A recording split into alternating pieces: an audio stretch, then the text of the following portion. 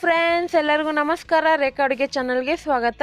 ನಾನು ಇವತ್ತು ಮಾಡ್ತಾ ಇರೋಂಥ ರೆಸಿಪಿ ಸೌತ್ ಇಂಡಿಯನ್ ಸ್ಟೈಲಲ್ಲಿ ಸಂಕ್ರಾಂತಿ ಸ್ಪೆಷಲ್ ಆಗಿ ವೆನ್ ಪೊಂಗಲ್ ಅಂತ ಮಾಡ್ತಾ ಇದ್ದೀನಿ. ಸೊ ಖಾರ ಪೊಂಗಲ್ ಅಂತಲೂ ಕರೀತಾರೆ, ಕಟ್ ಪೊಂಗಲ್ ಅಂತಲೂ ಕರೀತಾರೆ. ತುಂಬ ಸಿಂಪಲ್ಲಾಗಿ ಹಬ್ಬ ಸ್ಪೆಷಲಾಗಿ ಮಾಡ್ಕೋಬೋದು, ಇಲ್ಲಾಂದರೆ ನೀವು ಬೆಳಗ್ಗೆ ನಾಷ್ಟಕ್ಕಾದರೂ ಮಾಡ್ಕೋಬೋದು. ತುಂಬ ಸಿಂಪಲ್ಲಾಗಿ ಇದಕ್ಕೆ ಬೇಕಾಗುವ ಇಂಗ್ರೀಡಿಯೆಂಟ್ಸು ಈ ಕಪ್ಪಲ್ಲಿ ಸುಮಾರು ಒಂದು 100 ಗ್ರಾಮ್ ಆಗೋಷ್ಟು ಸೊಸೈಟಿ ಅಕ್ಕಿ ಅಂತಾರಲ್ಲ, ಅಂದರೆ ರೇಷನ್ ಅಕ್ಕಿ, ಅದು ತೊಗೊಂಡಿದ್ದೀನಿ.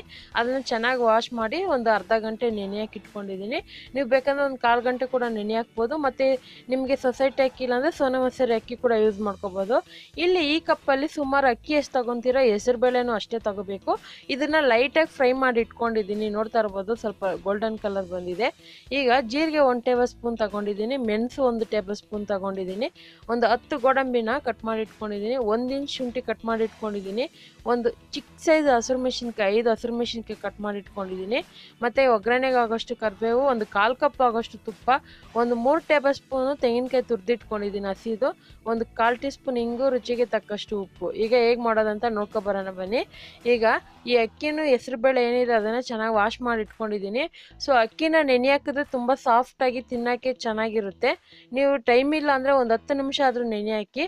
ಆಮೇಲೆ ನಾನು ಹೇಳ್ದಂಗೆ ನಿಮಗೆ ಸೊಸೈಟಿ ಅಕ್ಕಿ ಸಿಕ್ಕಿಲ್ಲ ಅಂದರೆ ಪರವಾಗಿಲ್ಲ, ನಾರ್ಮಲ್ ಸೋನಾ ಮಸೂರಿ ಅಕ್ಕಿಯಲ್ಲಿ ಕೂಡ ಮಾಡ್ಕೋಬೋದು. ಇವಾಗ ಅಕ್ಕಿ ಬೇಳೆ 2 ಈ ಕಪ್ಪಲ್ಲಿ ತೊಗೊಂಡಿದ್ದೆ ನಾನು. ಸೊ ಚಿಕ್ಕ ಕಪ್ಪಲ್ಲಿ ಹಾಕಿದ್ರೇನು, ದೊಡ್ಡ ಕಪ್ಪಲ್ಲಿ ಅಳತೆ ತೊಗೊಂಡಿದ್ದೆ. ಆ ಕಪ್ಪಲ್ಲಿ ಸುಮಾರು ಒಂದು 2 ರಿಂದ 3 ಕಪ್ಪು ನೀರು ಎಷ್ಟಾದರೂ ಹಾಕೊಳ್ಳಿ, ಪರವಾಗಿಲ್ಲ, ಏನೂ ಪ್ರಾಬ್ಲಮ್ ಆಗೋಲ್ಲ. ಸೊ ಆದಷ್ಟು ದೊಡ್ಡ ಕುಕ್ಕರಲ್ಲಿ ಮಾಡೋಕ್ಕೆ ಹೋಗಿ. ಚಿಕ್ಕ ಕುಕ್ಕರಲ್ಲಿ ಮಾಡಿದ್ರೆ ಅದು ಹೆಸರುಬೇಳೆ ಹಾಕೋದ್ರಿಂದ ಉಕ್ಕಿ ಬರುತ್ತೆ ಮತ್ತು ಕುಕ್ಕರೆಲ್ಲ ಜಾಸ್ತಿ ಗಲೀಜಾಗುತ್ತೆ. ಅದಕ್ಕೋಸ್ಕರ ದೊಡ್ಡ ಕುಕ್ಕರಲ್ಲಿ ಮಾಡಿದ್ರೆ ಆದಷ್ಟು ಜಾಸ್ತಿ ಉಕ್ಕೋದಿಲ್ಲ ಮತ್ತು ಬೇಯೋದಕ್ಕೂ ಚೆನ್ನಾಗಿ ಧಾರಾಳವಾಗಿರುತ್ತೆ.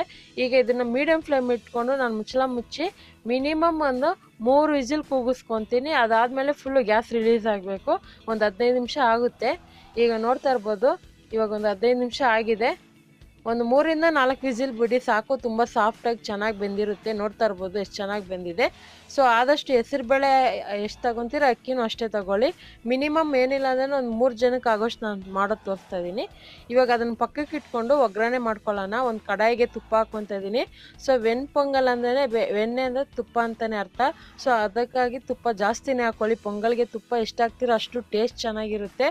ಸೊ ಇವಾಗ ನಾನು ಇದಕ್ಕೆ ಮೆಣಸು, ಗೋಡಂಬಿ ಎಲ್ಲ ಹಾಕ್ಕೊತಾ ಇದ್ದೀನಿ.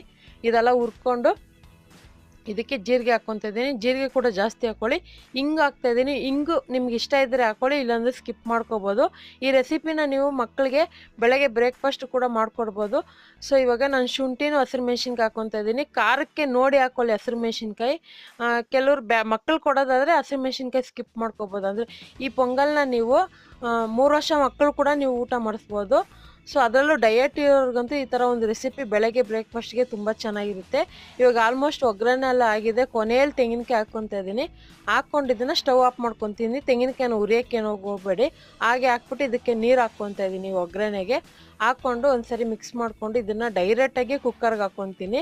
ಕುಕ್ಕರ್ಗೆ ಹಾಕಿದ ತಕ್ಷಣ ನೀವೇನು ಮಾಡಬೇಕಂದ್ರೆ ಸ್ಟವ್ ಆನ್ ಮಾಡ್ಕೊಳ್ಳಿ. ಆನ್ ಮಾಡಿಕೊಂಡು ಸಿಮ್ಮಲ್ಲೇ ಇಟ್ಕೋಬೇಕಾಗುತ್ತೆ.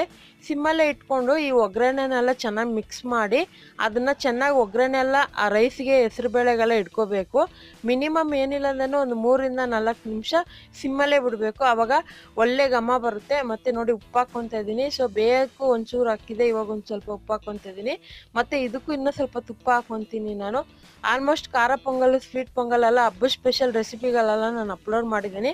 ಹೊಸದಾಗಿ ನಮ್ಮ ಚಾನಲ್ ಏನಾದರೂ ನೋಡೋದಾದರೆ ಎಲ್ಲ ನೀವು ನಮ್ಮ ಚಾನಲಲ್ಲಿ ಸರ್ಚ್ ಮಾಡಿ, ನಿಮ್ಗೆ ಎಲ್ಲ ಥರ ರೆಸಿಪಿನೂ ಸಿಗುತ್ತೆ ನಿಮಗೆ.